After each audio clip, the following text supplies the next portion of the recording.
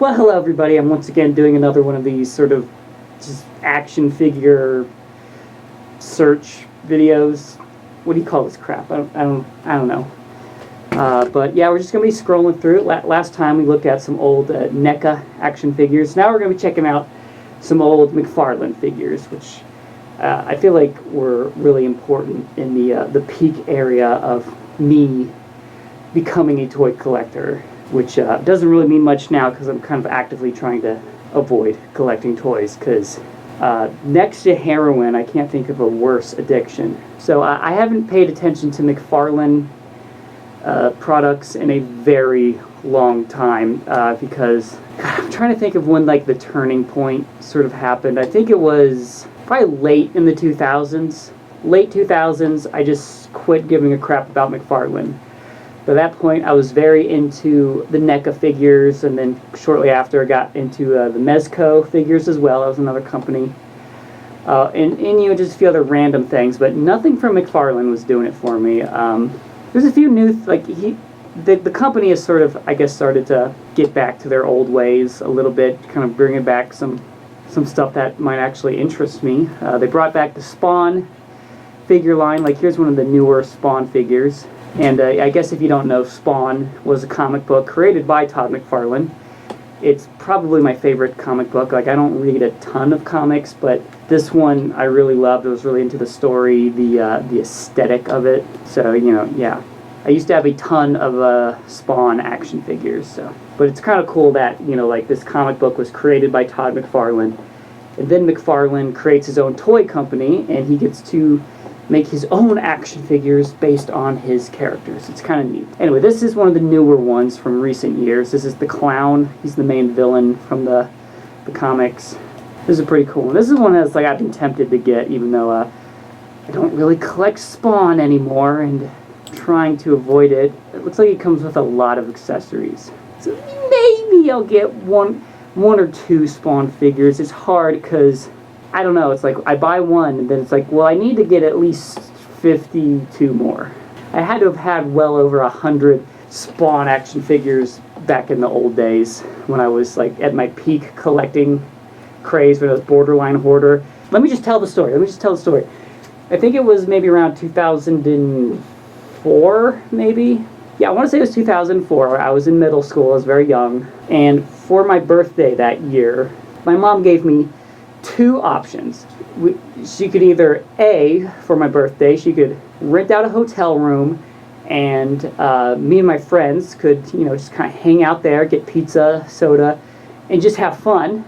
You know, if you ask me now, that sounds like I would totally, if I could get my friends together, just hang in a hotel room, eat junk food, watch movies, whatever. That would be fun. Or the other option, I could get this massive lot of Spawn action figures off of eBay, which costed $600, I think. Might have been more. I think it was $600. So I got $600 worth of Spawn figures. They were all in the package. There was the play sets, the vehicles, all the stuff. Because the very early Spawn figures were more kind of like toys, whereas later they became more like collectible figures. I chose the Spawn figures, is what I'm saying. It's just a nice variety of older McFarlane figures. We got a Spawn figure in the middle there. That's Overkill, another villain. That's a really cool looking figure right there. But then we got from the Movie Maniacs line. But yeah, I mentioned in the last video, but Movie Maniacs was a series of figures based on various horror, sci-fi, fantasy kind of movies. So here, this one is Tim Curry's character from Legend, the Lord of Darkness. So that was part of the Movie Maniacs line. Then over here, this was a 2-pack. You get Ash from the Army of Darkness, and then the Pit Bitch. So I never had this. Actually, I never had any of these ones right here. I very much wanted the Lord of Darkness, but I could never get them. You've probably seen a lot of DC figures. That's currently a lot of the stuff McFarlane is doing is DC figures, which I'm not super into. I'm a little bit into Batman, but for the most part, it's kind of whatever for me. But it's still way more interesting than kind of where he was in like the late 2000s, which I'll get to. But I saw this one recently, the Joker from the Batman video game. I've recently become a fan of the Arkham games. Not really a video game person, but I gave these a try. For the most part, they were fun. Like, usually the video games just piss me off, but this one actually I mostly had fun. What was this? Raw 10. So Raw 10 was a recent one. I had the gorilla guy, Cygor. Cygor is a character from Spawn. And then, I don't know what Raw 10 is, but it was just this line that came out. It had all these cybernetic animals. Here's another Cygor figure. He's a very cool looking character. McFarlane is good at creating characters that just look good as an action figure. Here's one of his older figures. This is part of his Twisted Christmas line, so I might get some of the Twisted Christmas ones if I can find them for a good price. That's the thing, a lot of these older figures that are like 10 plus years old, you really can't find them for a good price. They're going to be expensive. But Twisted Christmas was all based on Christmas stuff, but it's twisted. Oh my god. There's a snowman, reindeer, frost giant, a stripper, Mrs. Claus. The whole early era of McFarlane figures. Not super progressive view of women. I feel like almost every female figure was going to be some sexy looking babe, especially in this particular line. This is part of the McFarlane Monsters line. So each series of McFarlane Monsters had a different theme. This one was Twisted Christmas. There was also Twisted Land of Oz, based on the Wizard of Oz, Twisted Fairy Tales. The first series was just like classic monsters like Dracula, Frankenstein. But each series had at least one half-naked woman character. I'm a big holiday guy, so, you know, like I might get like one of these and just have it with, you probably see my shelf of hollow Christmas crap right there. Maybe a little out of place, but I think it'd be fun to have that. Love the packaging. You see, like, okay, demented snowman monster and then cute little Frosty. Love that. Reindeer, got a little reindeer. See, here they all are. That's funny. What the hell happened to this figure? He's beat the shit. What do people do to these things? Good lord. I'm going to switch gears on the search. 90s McFarlane action figures. See if that pulls up. So, the 90s, that is when the company first started up. I'm trying to find the original Spawn figure. It's not coming up right away. And it's really annoying. Okay, well, we'll use this one for an example.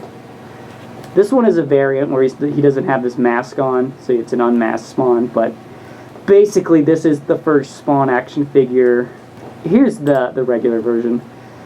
This is basically the first action figure line from McFarlane Toys. You can see they're very basic, very traditional action figure. I think at the time these were considered super detailed compared to like other stuff. And I can kind of see that. I kind of look at like X-Men figures and stuff like that from around the same era. They don't look as nice as these, but in a modern day perspective, these are kind of basic.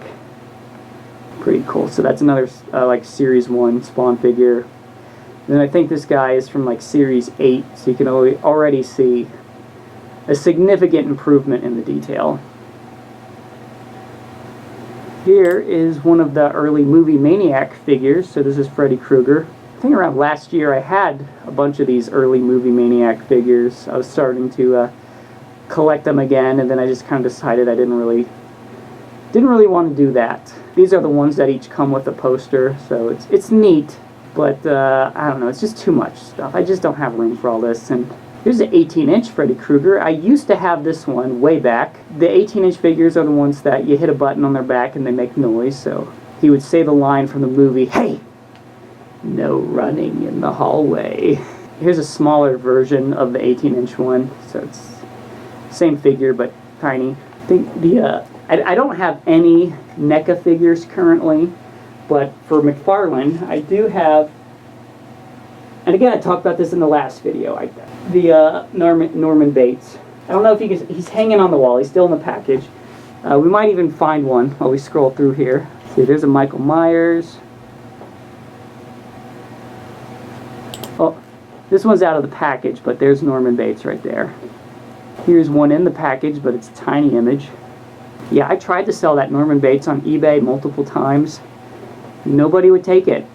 And I thought he had a pretty decent price on it too, but I don't know. Maybe he probably would have eventually sold, but I kind of got rid of enough stuff, and it's like, I don't want to get rid of everything. I want some things to kind of give personality to my room. I just don't want it to be, crowded. So I figured the one is left. I'll keep them. This is from the McFarlane Monsters line. This is an early one from that. So like I said, these were classic monsters, kind of in McFarlane's style.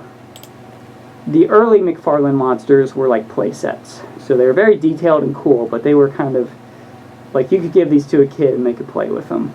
These are pretty cool. I used to have the Phantom of the Opera from this line. Here's some of this the sea creature, which is the creature from the Black Lagoon. Dr. Frankenstein, the Mummy, and then here we have the Phantom of the Opera. I had this one. This is a really cool one. They're all very cool, actually. Here's a better look at the Phantom.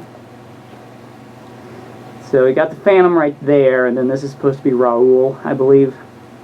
Got the Phantom's organ, this little balcony. You got a chandelier that you can drop, like it has an action feature. It's drop the chandelier down. Oh, here's it. Here it is all put together. It's not official, but I might get some of these in my collection again someday, because I'm trying to focus on Universal Monsters as my niche. Just if you have a collecting problem where you get too much stuff, the best tip is to just pick a niche and just try to focus on that.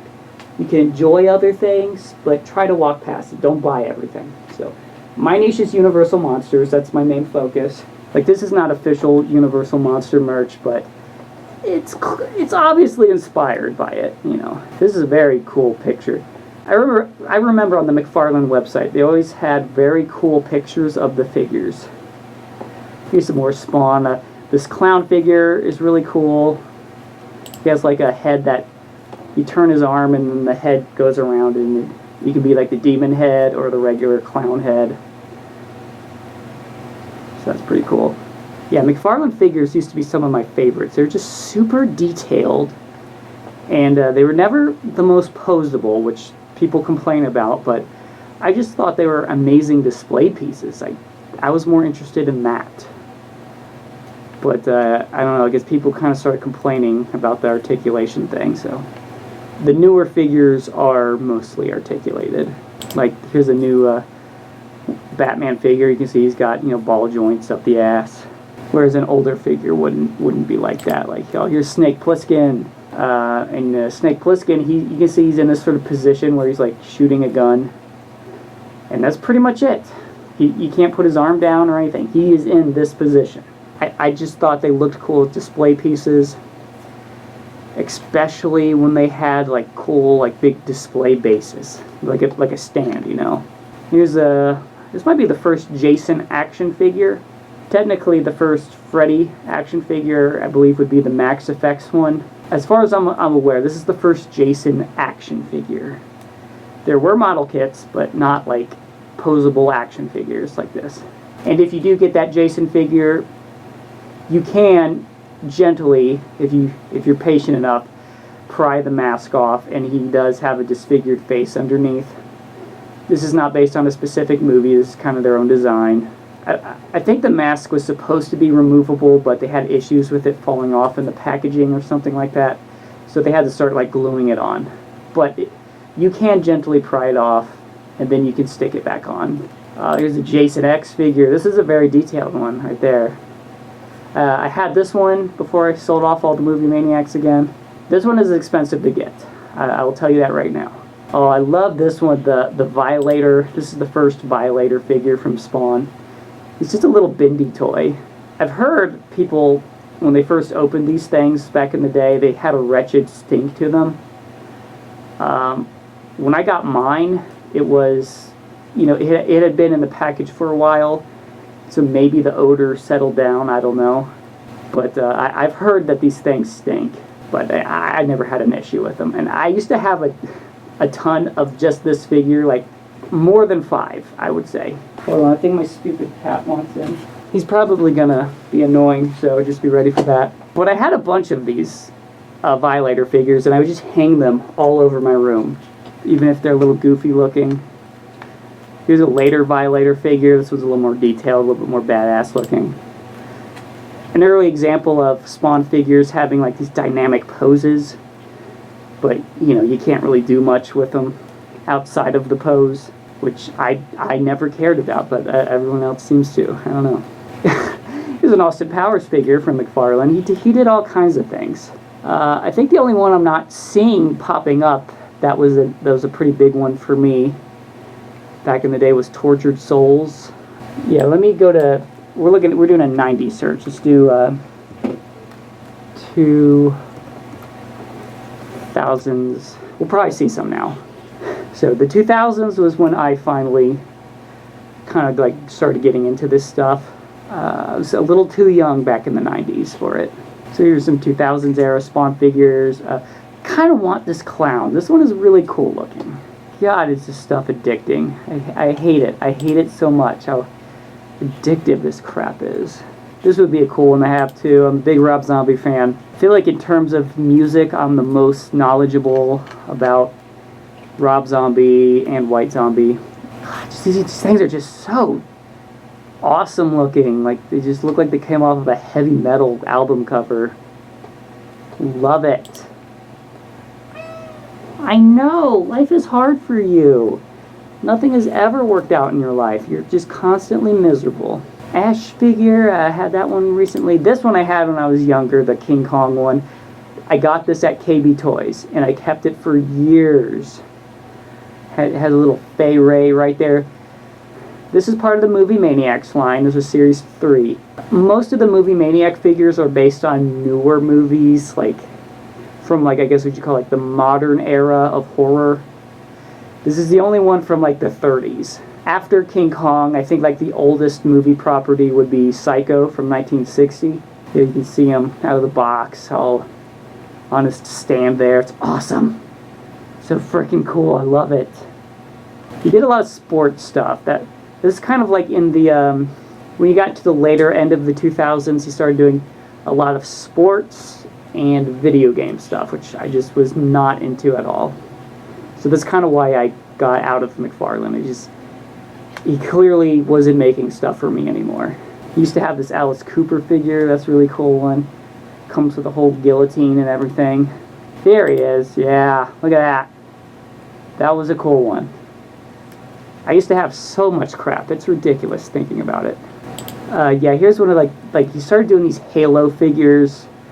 I don't know if this is like a newer one or if it's like, shut up. I don't know if it's a newer one or if it's from like the late 2000s, but yeah, he just started doing a lot of these like Halo guys. I remember that being a big deal, and I just was never remotely interested. I've since started trying to explore video games a little bit more, but Halo doesn't look like, I don't know, it doesn't look interesting to me. Feel free to try and convince me otherwise if you want to. I'm listening. This is from Akira, an anime movie. I'm also trying to explore anime more. So I recently saw this movie. I would say in terms of anime, I've enjoyed this the most, this movie. Don't have a lot to say about that though. Just trying to show a variety of what he's done here. You're mainly going to find a lot of Spawn. He kind of overdid the Spawn figures. I know it's his baby, so it makes sense, but got a little out of control.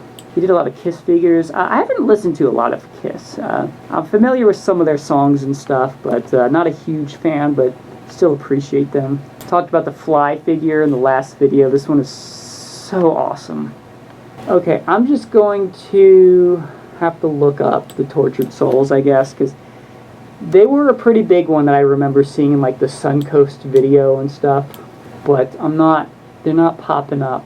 Okay, so these, to my best knowledge, are based on Clive Barker designs. I know Clive Barker was involved with this. As you can tell, they're very Hellraiser-esque looking. Like, it's funny, McFarlane did figures of Freddy, Jason, Michael, Leatherface, Chucky, like the Ghostface from Scream. He hit all the big ones. One of the only big ones he didn't hit was Pinhead. He never did a Pinhead figure. him and Hannibal Lecter. That's another one I would have expected from the movie Maniacs line. Never did Hannibal Lecter. I extra would have expected Pinhead, but he never did Pinhead. But then he ended up doing this line, Tortured Souls, which is all very, Hellraiser-ish. Clive Barker was involved in the designs. I know there's like lore behind these and everything. I think it's technically tied to Hellraiser in some way. I don't know the full story, but they're very cool. Recently, I had this one, the 12-inch scale version of it. My cat is misbehaving. Oh my god, what a shock. Quit! We're like literally so close to being done with this. So I'm going to talk about a few more things, and you're being naughty. This one's very... I never had these when I was younger. I was almost a little bit too disturbed by them. Like, these seem a bit much. I don't know. But, like now I think they're very awesome. I think after I watched Hellraiser, I got more into this type of horror, this type of grotesque stuff. But by the time I watched Hellraiser, I think they were out of stores. They weren't available anymore. Yeah. My mom did not want me to watch Hellraiser for a while. Even when I was getting into Freddy, Jason, all these other ones, she would let me watch those. She was very skeptical about Hellraiser. And then I eventually watched it, and it became one of my favorite movies. This one is so nasty. Just hollowed out fat guy there. Oh my god. Yeah, I could go on for a very long time about McFarlane figures. There's a lot more stuff that he did that I would love to talk about, but I think this video is going to start running a little bit long here, and my cat's being an annoying pain in the ass. So, yeah, I think I'm going to wrap this one up. Oh yeah, here's another Clive Barker one, the Infernal Parade. He did a few things with Clive Barker, didn't he? I remember these being at Suncoast. I can't get into this right now. I'll just say these were cool because you could connect them all together. They were all on wheels. You could make a parade, kind of like McDonald's when you get like those trains that you can wheel and they all have moving parts. This is the adult version, the disgusting, depraved, perverted adult version. Okay, I'll see you next week.